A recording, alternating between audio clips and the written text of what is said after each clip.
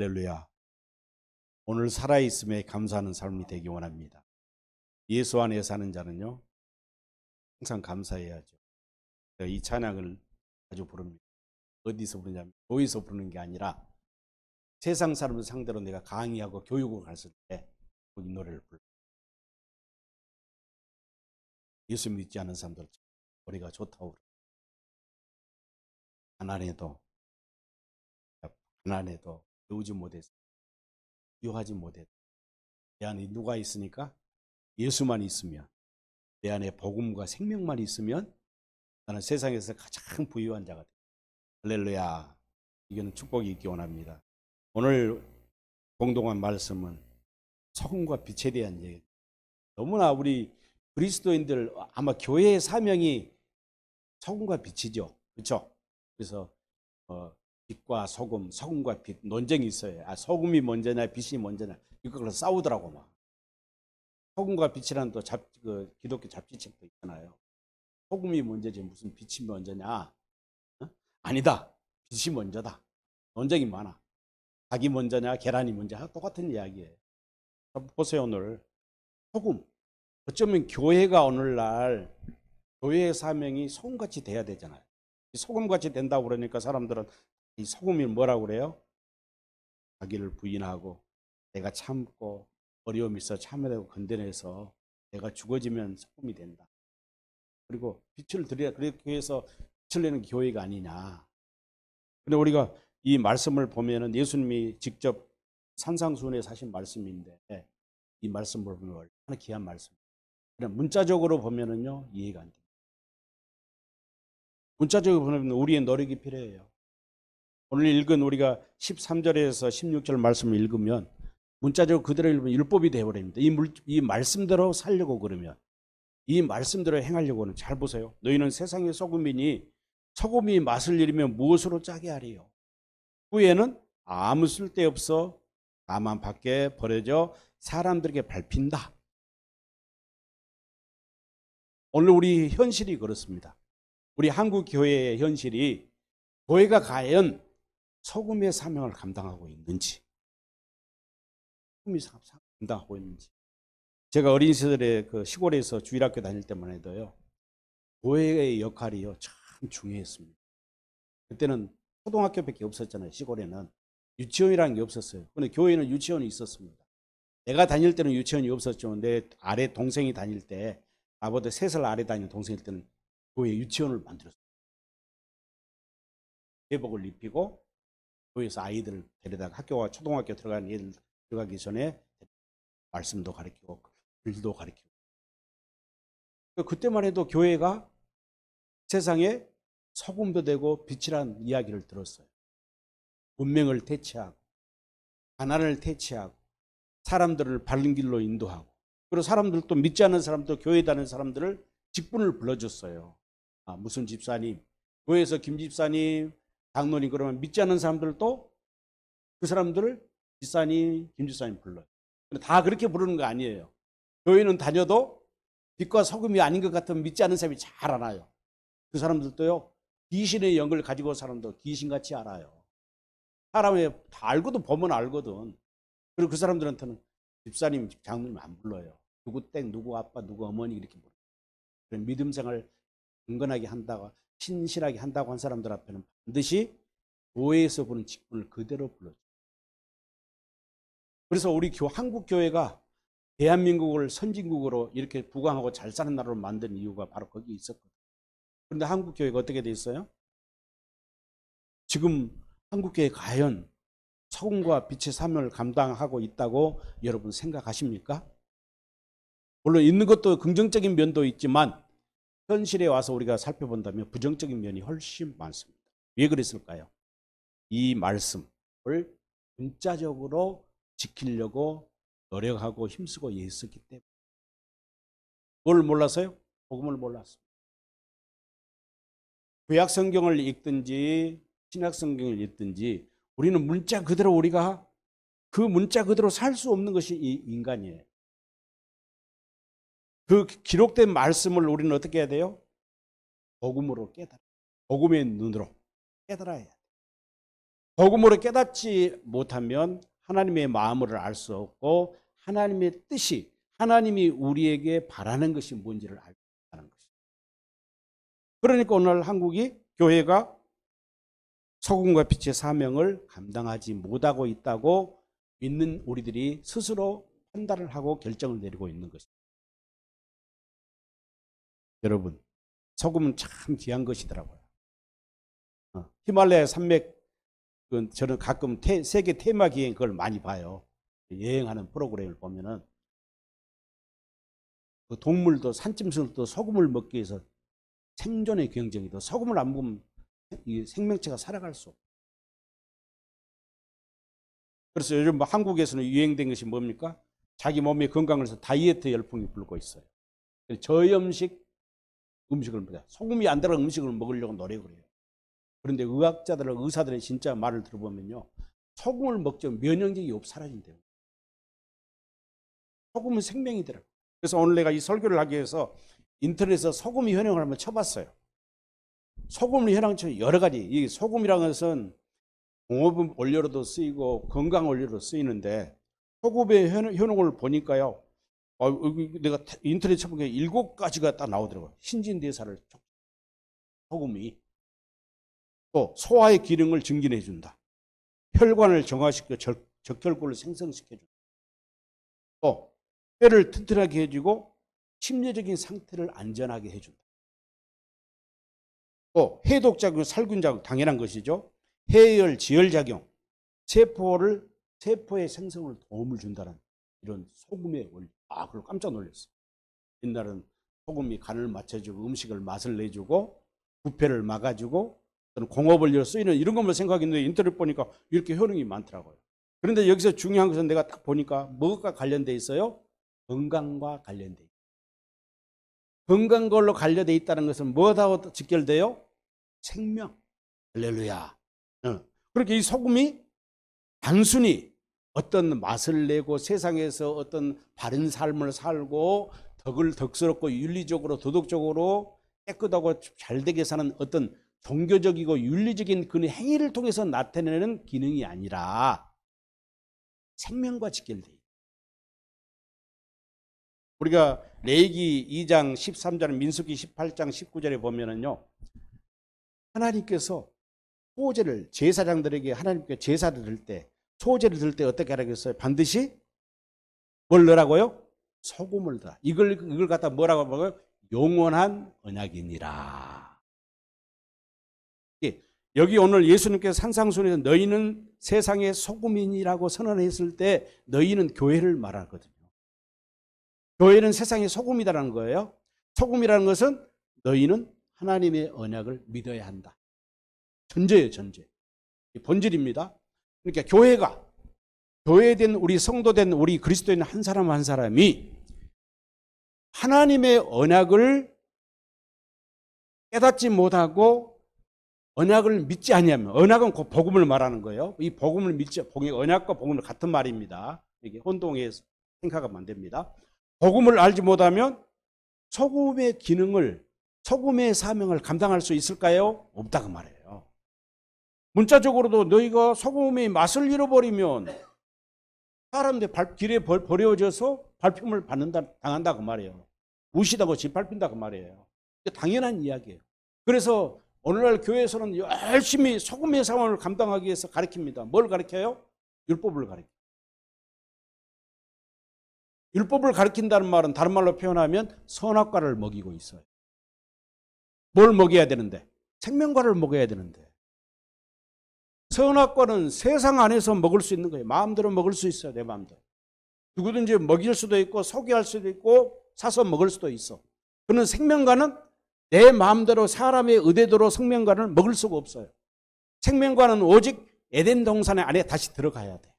이 말은 그리스도 안에 들어가지 못하면 하나님의 거룩한 생명으로 다시 새 생명으로 거듭나지 못하면 생명과를 먹을 수가 있어요? 없어요? 먹을 수가 없어요. 하늘에서 내려오신 산떡이신 예수 그리스도가 주시는 그 떡을 먹을 수가 없다 그 말이에요. 말씀은 떡입니다. 그렇죠? 기록된 말씀은 떡이고 예수님도 하늘에서 내려온 산 떡이에요. 똑같은 말씀이나 생명이나 떡이 같은 말이에요. 그런데 이 기록된 성경의 문자로 의문으로 기록된 이 말씀을 우리가 직접 눈으로 먹여가 가지고는 이것이 생명이 될 수가 없다 그 말이에요. 반드시 누구를 통해서? 보혜사 성령을 통해서 가르침을 받아야 돼. 내 안에 계신 그리스도를 통해서 배워야 돼. 영으로 오신 그리스도를 배워야 된다고 말이에요. 그래서 이 소금이라는 것은 그렇게 중요해요. 역대하 13장 5절에 그랬잖아요. 역대하 13장 5절은 다윗에게 하나님이 약속을 네 씨로 누구를 보내신다? 그리스도를 보내신다. 우리가 잘 아는 창세기 3장 15절 온 복음에서도 여자의 후손으로 그리스도를 보내주신다. 창세기 12장 1절에 하나님이 아브라함을 부르시고 계속 12장에서 계속 22장까지 이야기를 하잖아요. 네 씨로 말미암아 큰 민족을 이루고 복을 주고, 그리고 이야기 약속하잖아요. 그 약속을 하는데 그때 씨를 많은 사람 민족을 가리킨 것이 아니라 갈라디아 3장 16절에서 그리스도 가리킨다고 그랬어요. 어제도 내가 기독교 방송 텔레비를 보니까 그러더라고. 그 씨에 대한 이야기하면서 예수 믿는 사람은 아브라함과 아브라함께 갈라디아 3장을 이야기하면서 아브라함이 받는 복을 같이 받는데 어떤 복을 받아요? 부자해야 되는 복을 받는다. 자손이 막 부흥하고 자손을 많이 낳고요. 응? 복의 근원이 되니까 우리도 그런 복을 받는다. 그렇게 이야기해요. 그건 아니에요. 그 씨는 그리스도를 통해서 하나님의 아들들을 낳는다 그 말이에요. 새로운 아들들. 할렐루야.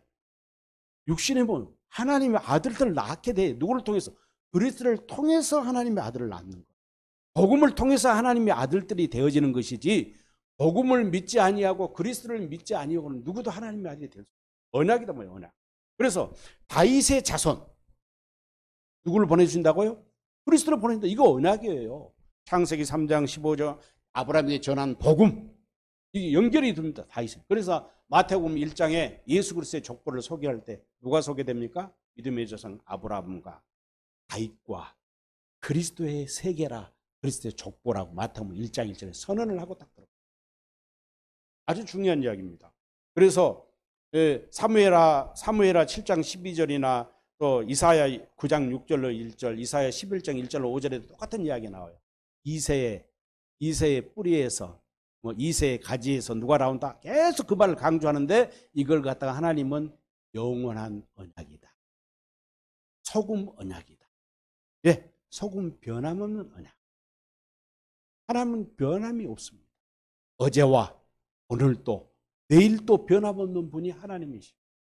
말씀하신 것을 당신의 거룩하신 입으로 맹세하여 말씀하신 것을 반드시 이루시는 분이 누구니까? 하나님이시니까. 이게 전제예요. 가장 중요한 이야기예요. 이게 언약에서 출발한다는 것이죠. 그래서 오늘 너희는 세상의 소금이니 소금이 그 맛을 잃으면 무엇으로 짜게 하리요? 후에는 무엇으로 짜게 하리요? 후에는 아무 쓸데없이 다 버리게 된다. 여기서 소금의 맛이죠. 맛. 오늘 예수님이 말씀해 주신 가장 중요한 것은 맛을 잃으면 무엇으로 짜게. 소금의 가장 사명이 짜게 한다는 거예요. 그런데 오늘 이 복음서에서 마태는 오늘 이렇게 소개했지만 또 마가는 9장 50절과 또 누가는 14장에서 다르게 이 똑같은 소금의 이 사명을 가지고 언약을 가지고 다르게 이렇게 다른 방향으로 나아가고 있습니다. 오늘 우리가 읽은 이 말씀을 보면은요, 소금이 되어라. 소금이 되지 못하면 밟히게 되고, 또 소금이 된다면 또 무엇이 되라고 그래서 오늘 14절에 빛이다는 빛, 세상의 빛이라. 빛이 돼야 한다. 소금과 빛은 뗄래야 뗄 수 없는 관계입니다. 같이 따라다니는 거예요. 어떤 면에서는 먼저 소금이 되었을 때 빛으로 그 열매가 나타난다. 이게 열매라는 것을 강조하고 있어요. 오늘 보세요. 자, 14절 한번 보세요. 너희는 세상의 빛이라 산이 있는 동네가 숨겨지지 못할 것이요. 소금이 되었을 때 이제 빛으로 그 소금의 마치 세상에 빛으로 드러난다 이 말이에요. 빛으로 드러난다. 사람이 등불을 켜서 말 아래 두지 아니하고 등경 위에 두나니 이러므로 집안 모든 사람에게 비치느니라. 이같이 너희 빛이, 이 너희 빛이 뭐예요? 여기 마치 너희의 행실이, 이게 똑같은 이야기겠죠. 너희 믿음이 사람 앞에 빛이 가여 그들로 착한 행실을 보고 하늘에 계신 아버지께 영광 돌리게 해라.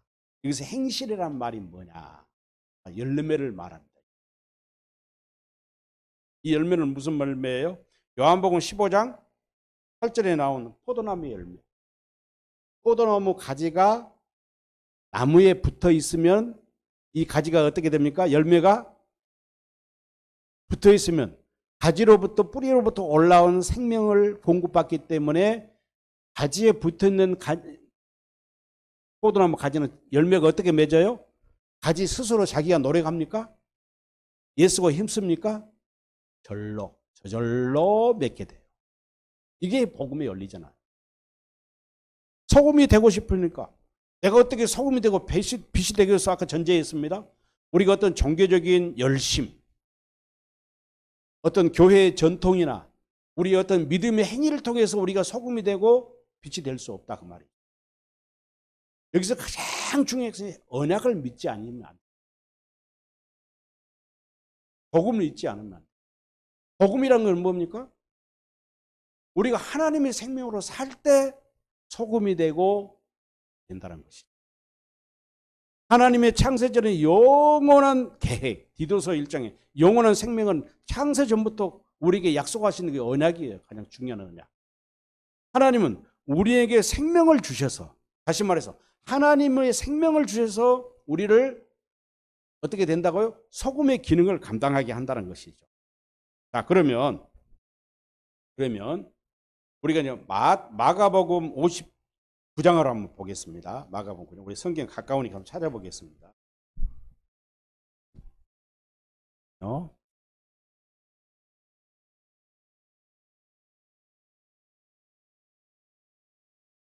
자, 마가복음 9장에 보면은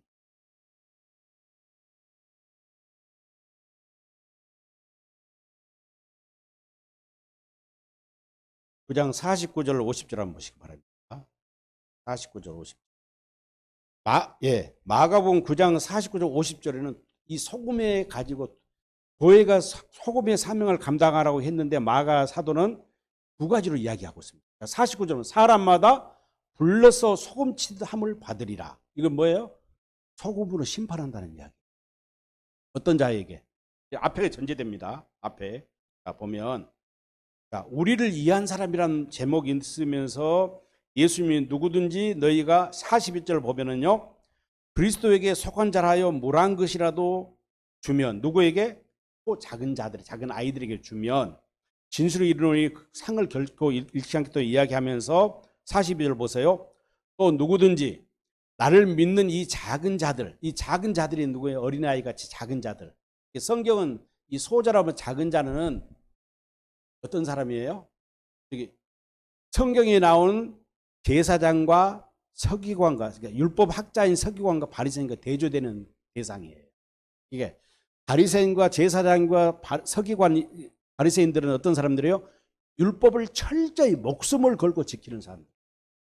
그들은 누구보다도 자기들이 하나님을 잘 알고 누구든지 하나님의 성경을 너무나 잘 알고 철저히 율법을 지키고 있을 뿐만 아니라 아주 특별한 선민의식을 가지고 있어.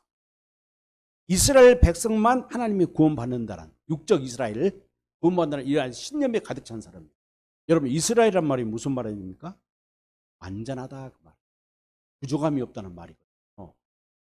그런데 이 종교 지도자들과 대비되는 사람들이 누구예요? 세리와 창기와 나그네와 병든 자와 가난한 자. 예수님은 누구를 위해서 오셨을까요? 소자들을 오셨어요. 작은 자.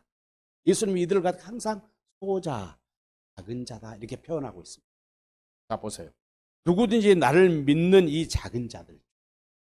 성경 복음서를 보면은 이 작은 자들은 예수님을 따르고 쫓아다니지만 서기관, 제사장, 바리새인들은 어떤 사람들이요? 예수님과 항상 대적합니다. 시비를 걸고 자기 종교적인 열심을 자랑해요. 그러나 이 작은 자들은 감히 하늘을 우러러보지 못하고 가슴을 치며 회개하는 사람들이 그리스도를 믿기 때문에. 자, 7조가 가면 차라리 연자 맷돌이 그 목에 매어 바다에 던져지는 게 나으니라. 다음 절, 만일 내 손에 너를 범죄하게 하거든 찍어버려라. 장애인으로 영생에 들어가는 것이 두 손을 가지고 지옥 곧 꺼지지 않는 불에 들어가는 것보다 나으니라. 또 그 다음 절이요. 만일 내 발이 너를, 근데 그 40살이 생략됐죠. 생략된 건 무슨 말이에요?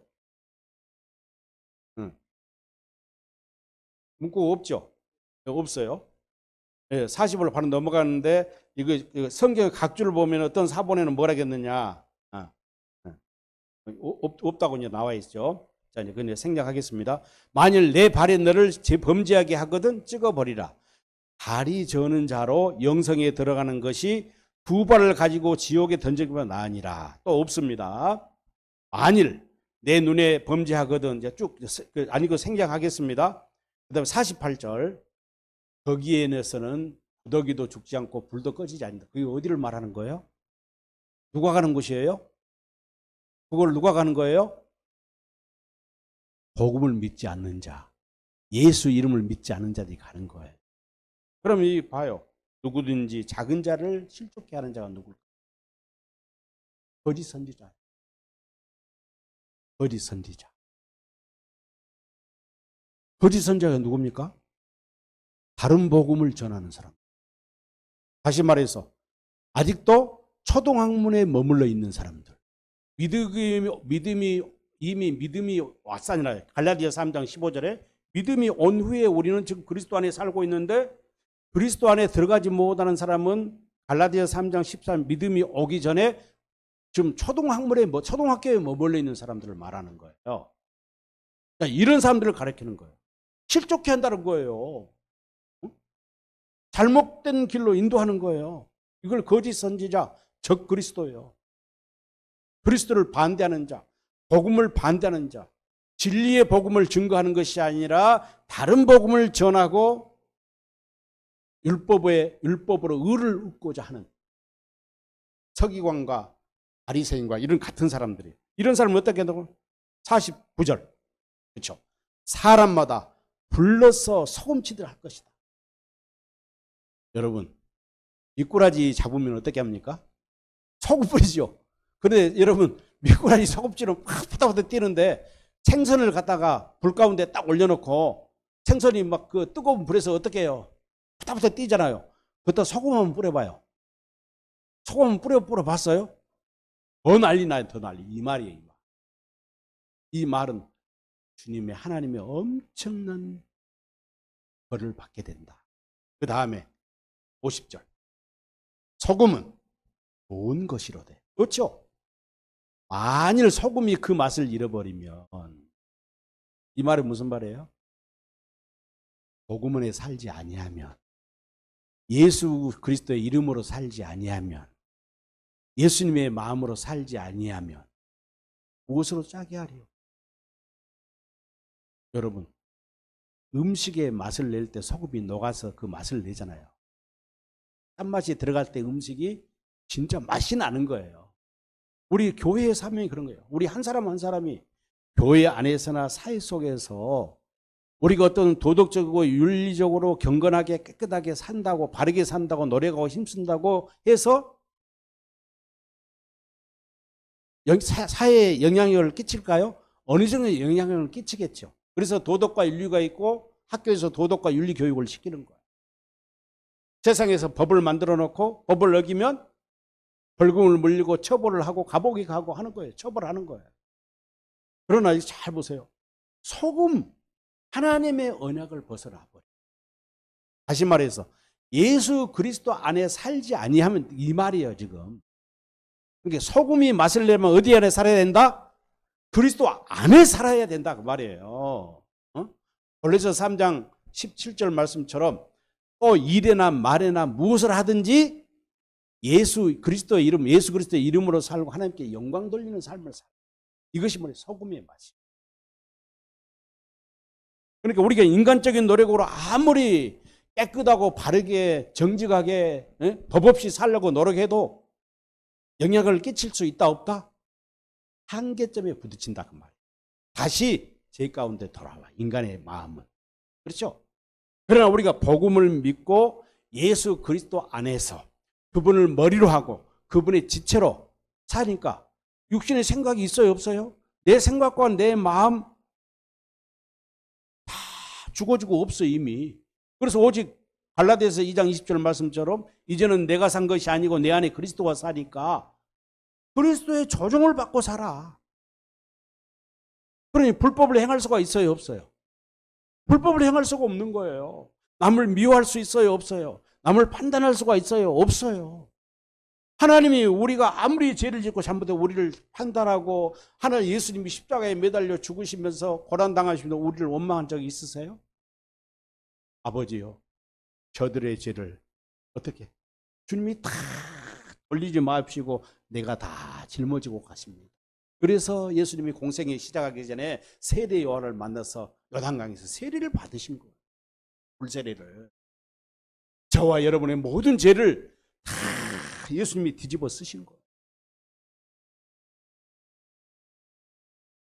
그래서 예수님이 오셨잖아요. 히브리서 10장 9절 10절 말씀. 하나님의 뜻을 행하랐어요. 첫 번째 것을 폐하시고 두 번째 것을 세우기 위해서, 이루기 위해서 오셨어요. 그러기 위해서 십자가에 죽으신 거 아닙니까? 소금이라는 것은 어떤 우리가 윤리적이고 도덕적인 관점에서 우리의 힘과 노력으로 되어지는 것이 아니라 아예 옛사람이 죽어버리고 그리스도에 사는 것이다. 자, 그러면 다시 그러면 이제 누가복음으로 한번 더 가볼까요? 누가복음 14장으로 한번 가겠습니다. 누가복음 14장 33절. 누가복음 14장 30절. 누가복음 14장 30절은 이제 좀 달라요. 누가는 다른 표현을 쓰고요. 소금에 대해서. 그렇죠? 자, 아까 마가는 어린 소자들에게 다른 복음을 전해서 그들을 지옥불로 인도하는 자들이 받을 사명을 감당 못한 자들을 뭐라 했어요? 소금의 사명을 감당 못한 자라고 그랬어요. 그런데 누가는 25절부터 35절까지 말씀에 보면은 제자들을 이야기해요. 제자. 쉽게 말하면 주님이 뭐라 했어요? 누구든지 내 제자가 되려면 뭐라 했어요? 자기를 부인하고 자기 십자가를 지고 나를 따르라 그랬어요. 가장 중요한 거 그잖아요. 자기 십자가를. 자, 부자 청년의 비유에서 똑같은 이야기를 했잖아요.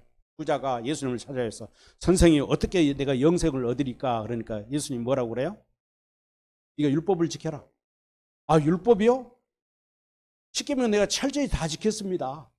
내가 뭐가 더 부족합니까? 네가 한 가지 부족한 것이 있다. 그렇게 뭐라고 그래요? 한 가지 부족한 것이 네가 네 재산을 다 팔아서 이웃들에게 다 나눠주고 나를 쫓아라. 그러면 하늘에서 큰 보화를 얻고 영생을 얻고 보화를 얻을 것이라. 그러니까 또 이 부자가 돈 때문에 근심하다가 도망가 버려요. 그러니까 예수님이 제자들에게 부자가 천국에 들어가기가 얼마나 어려운지, 낙타가 바늘길을 끼어가는 것보다 더 어렵다. 그러니까 베드로가 뭐라고 예수님 선생님이요, 우리는 주님을 따르기 위해서 처와 자식 다 버리고 주님을 따랐나이다. 예수님 뭐라고 해요? 나를 따르는 자는 어떻게 하라고요? 부모나 형제나 마누라나 전토나 땅이나 집이나 다 버리고 나를. 마가복음 뭐랬어? 나를 다 버리고 따른 자는 이 땅에서 100배의 복을 받고 천국에서 영생을 받지 못할 자가 없을 것이다. 버리라는 것이죠. 똑같은 맥락이 오늘 또 이 누가 사도가 말하고 있는 그의 핵심이 그럽니다. 자, 누구든지 21절에 자기 십자가를 지고 나를 따르지 않는 자도 능히 내게 제자가 될 수 없다. 그러면서 이와 같이 33절 보자. 누가복음 14장 33절을 보세요. 이와 같이 너희 중에 누구든지 자기의 모든 소유를 버리지 아니하면, 여기서 소유를 버리래요. 자기 마음이 황폐하게 돼야 돼. 이사야서 6장 말씀이죠. 하나님을 알면은, 예수님은 이사야 선지자가 그랬잖아요. 이 백성이 나를 버리고 우상을 쫓아가고 하니까 어떻게 해야 우리가 어떻게 해야 하나님을 알게 되겠습니까? 하나님을 모르고 하나님의 세상 방법 다 디아스포라 유대인을 만든다고 그러는 거예요. 그러니까 하나님 어떻게 하면 좋겠습니까? 땅이 항폐한 같이 너희 마음이 항폐해. 그들의 마음에 안식이 없는 거예요. 다 버리란 거예요. 여러분, 예수님의 십자가의 지심의 십자가의 죽으심의 핵심이 뭡니까? 버림입니다. 다른 말로 표현하면 낮아짐입니다. 신학교는 비하라고 그랬죠. 하나님 앞, 하나님 그분, 아버지와 성부 하나님과 본체이신 그리스도가 세상의 창조이신 그분이 인간의 모습으로 오셨어요. 그것처럼 죄인의 모습으로 오셨다니까. 왕과 같은 제사장과 같은 모습으로 바리새인과 서기과 같은 그런 세상에 우러러 높임받은 존재로 오신 것이 아니라 가난하고 병든 자 죄인의 모습으로 오셨어요. 못난 모습. 이사야 선지자도 그걸 표현했잖아요. 오실 메시아에 대해서. 볼품이 없어. 보잘것없는 그 그분. 그분이 우리 메시아예요. 가장 낮아지시고 하늘 권세를 버려버렸어요. 누구를 위해서? 저와 여러분을 구속하기, 저와 여러분을 살려내기 위해서. 모든 소유를 버리지 않으면 능히 내 제자가 될 수 없다. 너희가 네 소유를 버리지 않으면 소금이 될 수 없다. 이것이에요, 교회의 사명이. 그렇게 소금이 된다는 것은 우리가 아까도 계속 내가 강조합니다. 종교적인 열심으로 되어지는 것이 아니라 그리스도와 하나 되지 아니하면, 그리스도 안에 들어가지 아니하면, 자기 부인이 없이는, 자기 십자가의 짐이 없이는. 오늘날 교회 다니는 사람들이 그러더라고요. 십자가 고난당한 일 있으면 십자가를 지고 있다고 그러대요. 고난이다고. 자기가 잘못해서 실수해서 사업이 망했어. 자기가 건강관리 잘못하고 몸이 아파. 이것도 고난이 돼요. 십자가 고난이 돼요. 맞습니까? 예요. 복음을 모르니까 그래. 복음을 모르니까. 십자가는 나를 버림이요. 나를 포기하는 거예요. 나는 하나님 없이는 살 수가 없습니다. 하나님의 은혜 없이는 살 수 없습니다. 나는 그리스도와 나의 머리가 돼야 되고 나의 완전한 신랑이 돼야 됩니다. 이것이 제자고, 이것이 교회고, 이것이 소금의 삶입니다. 버림이. 그렇다면 이 사건을 우리에게 복음적으로 확실해지게 해준 사건이 창세기 19장에 나옵니다. 창세기 19장 13절.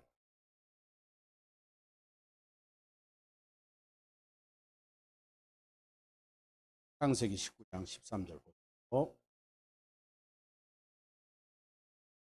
창세기 19장, 그냥 그 앞에 보지 말고요. 23절. 창세기 19장 23절 한번 보겠습니다. 잘 알죠? 소돔과 고모라의 멸망입니다. 하나님의 천사들이요, 아브라함을 찾아와서 소돔과 고모라를 멸망시키겠다고 그래요. 그러니까 아브라함이 하나님 앞에 천사한테 기도하잖아요. 50명, 40명, 35명, 20명, 10명, 의인이 10명 있어도 멸망시키겠습니까? 소돔 고모라에 의인이 없다는 거예요. 멸망시켰다고 그래요. 그래가지고 이 하나님의 천사가 소돔 땅을 찾아가잖아요. 19장 1절에 보면 소돔 땅을 찾아가. 소돔 땅에 찾아가니까 롯이 성문 앞에 있다가 그들을 보고 자기 집으로 초대해. 옛날에 그 유대 사회는 그랬잖아요. 해가 져서 나그네를 보면은 누구든지 데리고 와서 먹여주고 입혀주는 것이 하나의 전통이에요. 그런데 소돔 성은 얼마나 악한 성인지 누구 하나도 낯선 손님이 보았는데 데려간 사람이 없어. 롯은 이 두 사람, 낯선 두 나그네를 보고 자기 집으로 데려갑니다. 영접했다 그랬어요. 1절. 그들을 보고 일어나 영접하고 땅에 엎드려 내 주여 종의 집으로 들어오십시오. 씻고 주무시라는 거예요. 그리고 뭘 먹였어요? 무교병을 먹어요. 이게 롯은요, 아브라함의 조카잖아요. 아브라함이 사실 하나님의 부름 받을 때는요, 아들이 없기 때문에 자기 양자 삼으려고 데려온 거예요. 자기 조카니까, 친족하니까. 그러니까 아브라함은 하나님의 사람인 믿음의 성 아브라함을 보고 하나님의 언약을 배웠을까요? 안 배웠을까요? 배웠습니다. 이미 히브리서 기자도 히브리서 기자도 이 롯을 갖다가 뭐라 했어요? 베드로서 2장 7절인가 그 나오죠. 2장 7절 의로운 롯이라고 그래요. 베드로 사도가 베드로후서 2장 7절에 보면은요, 롯을 의로운 자다. 무엇 때문에 어려워요? 언약을 믿었어. 복음을 믿었다 그 말이에요. 그러니까 그냥 아브라함이 그냥 소할 땅을 아브라함을 자기 삼촌을 무시하고 좋은 땅을 차지해서 갔다 해서 나쁜 놈이라고 우리가 생각할 수 있어요. 그거 아니에요. 그랬을지라도 아브라함도 복음을 믿고 있었어요. 그렇게 하나님이 천사가 아브라함을 만난 다음에 소돔과 멸망하면서 방문해서 누구를 구하러 간 거예요? 롯을 구하러 가신 거예요. 의인 하나를 구하러 간 거예요. 롯은 아주 타락한 도시요, 성적으로. 그런데 이 손님들을 다 해서 모백을 먹이고 대리는데 밤에 밖에서 동네 사람들 부르는 거예요. 그 남자들을 둘이 끄집어내라. 뭐 하려고? 강간하려고. 남색하려고. 그래서 결국 그 사람들 하나님 문제를 모르고 하나님의 천사를 강간하려고 한 거예요. 얼마나 부패한 도시요. 그래서 이제 그 사건이 있는 다음에 문 밖에 뭐 막론하고 모든 사람 눈을 어둡게 만들라고 전부 정신을 혼미하게 만들어. 소돔 사람들을. 그리고는 이제 롯에게 사실 짓고 하나님, 사실은 내가 하나님의 천사. 하나님이죠. 이 땅을 내가 멸하러 왔다. 그래서 너를 구하러 왔다. 네 식구가 누구 있느냐? 내 마누라와 두 딸과 정원한 내 사이 두 사람이 있습니다. 그러면 네가 그들에게 빨리 말해서 이것을 떠나라. 이게 뭡니까? 여기서 떠나라는 것이 뭐예요? 복음이잖아요. 마지막 때, 종말의 때를 알린 거예요. 주님이 다시 올 그때를 아는 사람이 있어요, 없어요? 예수님이 말씀했습니다. 내가 다시 올 때는 나도 모르고 아무 천사도 모르고 아버지만 아신다고 그랬어요. 그런데 예수님이 분명히 성경은 뭐라 증거하고 있어요? 노아의 때를 기억해라. 롯의 때를 기억해라. 빛의 데살로니가 전서 5장에 보면 빛의 자녀들에게는 그 때가 되면 이 노아 때와 같이 롯의 때와 같이 알게 한다, 모르게 한다? 알게 한다는 것이죠. 왜? 하나님과 주님과 한 생명인데 예수님을 머리로 하고 그분의 지체된 교회에 대해 사는 사람인데 주님이 재림하러 오신데 알고서 모르고서 알려주신다 그 말이에요. 방주를 지어도 사람들은 무시해. 저 미친놈이 어디가 있는가. 그 때가 되니까 하나님이 노아야 짐승들을 다 들여보내라. 그리고 마지막으로 네 8식구를 다 들어가라 해놓고 하나님 문을 딱 닫아. 그때부터 종말이 시작. 이거 마찬가지예요. 복음을 전했는데 노아의 두 사이들은 미치다. 말도 안 되는 소리. 이 멀쩡한 이 조선 세상에 무슨 하나님이 하늘에서 불을 내서 심판합니까? 불로 심판한 거예요. 노아 때는 물로 심판했는데 무지근역을 줘서 다시는 물로 심판하지 아니한다고 그랬잖아요. 그 세상에 이제 두 번째 세상은 뭘로 심판한다는 게 예언이에요? 불로 심판하는 거예요. 이것을 우리가 모형으로 보여주는 거예요. 앞으로 우리가 마지막 날에 하나님을 어떻게 심판하는 것을 보여주는 사건이 롯의 때 소돔과 고모라의 사건이거든요. 자, 그때 이제 23절로 갑니다. 23절 설명하고요. 롯이 소알에 들어갈 때 해가 돋았더라. 여호와께서 하늘 곧 여호와께로부터 유황과 불을 소돔과 고모라에 비같이 내리사 그 성들과 온 들과 성에 거주하는 모든 백성과 땅에 난 것을 다 엎어 멸하셨더라. 롯의 아내는 뒤를 뒤돌아 보았으므로 소금기둥이 되었다. 여기서 중요한 말입니다. 소금기둥. 왜 하필은 소금기둥이 되었느냐? 소금은 뭐라고 했어요? 서론에서 하나님의 언약을 상징한다고 했죠. 롯과 두 딸은 하나님의 언약을 끝까지 믿었어. 뒤를 돌아보지 않았어. 하나님이 빨리 도망가라고 했잖아요. 가까운 도시로 도망가라고 했잖아요. 금방 종말이 되니까. 롯의 아내는 뒤를 돌아봐. 무엇 때문에 뒤를 돌아봤을까요? 무엇 때문에 뒤를 돌아봤어요? 우리가 유치해서 보면 이 롯이 엄청 부자예요. 아브라함 때문에 부자 됐잖아요. 세상의 재물, 자기 좋은 집, 고대강실 같은 집, 금은 보화, 땅, 집문서 등등등등. 세상에 두고 온 것이 너무나 아까워. 소금 기둥이 되었다. 여기서 중요한 말이 있어요. 소금은 하나님의 언약을 말하는 것이고, 기둥이란 말은요, 이 히브리의 언어에 보면 주둔지다 이 말이에요. 주둔지. 자기의 영역 표시한다고 그러잖아요. 주둔지. 자기의 사는 삶에 갇혀 있는 거예요. 세상만 생각한다. 하나님의 세계는, 하나님의 나라는 영원하잖아요. 무한하잖아요. 그래요, 안 그래요? 그런데 육신의 생각과 하나님의 언약을 안 믿어버리니까, 복음을 안 믿으니까, 생명을, 구원의 복음을 믿지 않으니까 세상 것이 그게 아까운 거예요. 내 집, 내 권세, 소금 기둥이 되고. 이거는 뭐예요? 오늘 본문으로 다시 갑니다. 본문에 소금이 그 맛을 잃으면 무엇으로 짜게 하리요? 후에는 아무 쓸데없어. 다만 밖에 버려져 사람에게 밟힌. 이게 누구와 같아요? 롯의 처와 같이 된다. 할렐루야. 우리가 이 소금의 사명을 감당하지 않으면 롯의 처와 같이 돼요. 세상 대대로 무시당하잖아요. 지금 성경책에 기록돼 가지고. 응?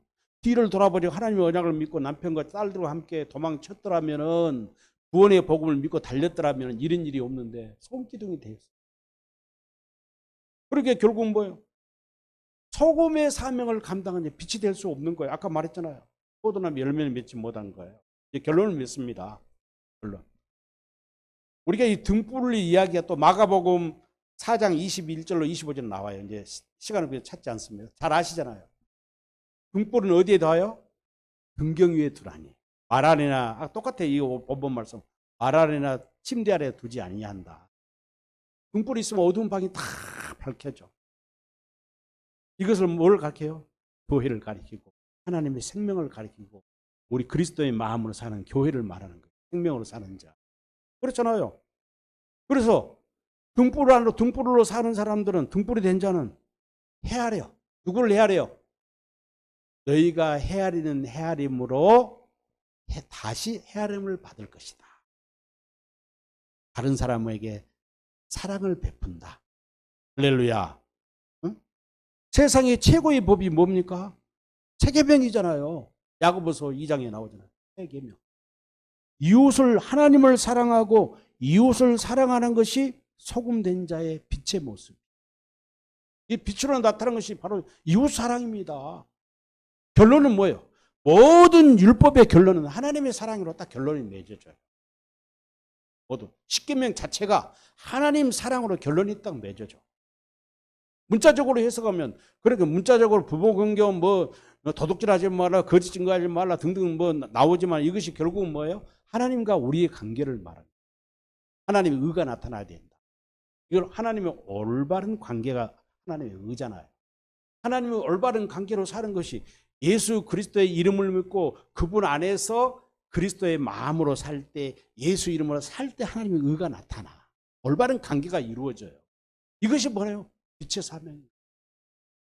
이것이 열매로 나타나. 헤아린다는 거예요. 사랑을 베풀면 베풀어.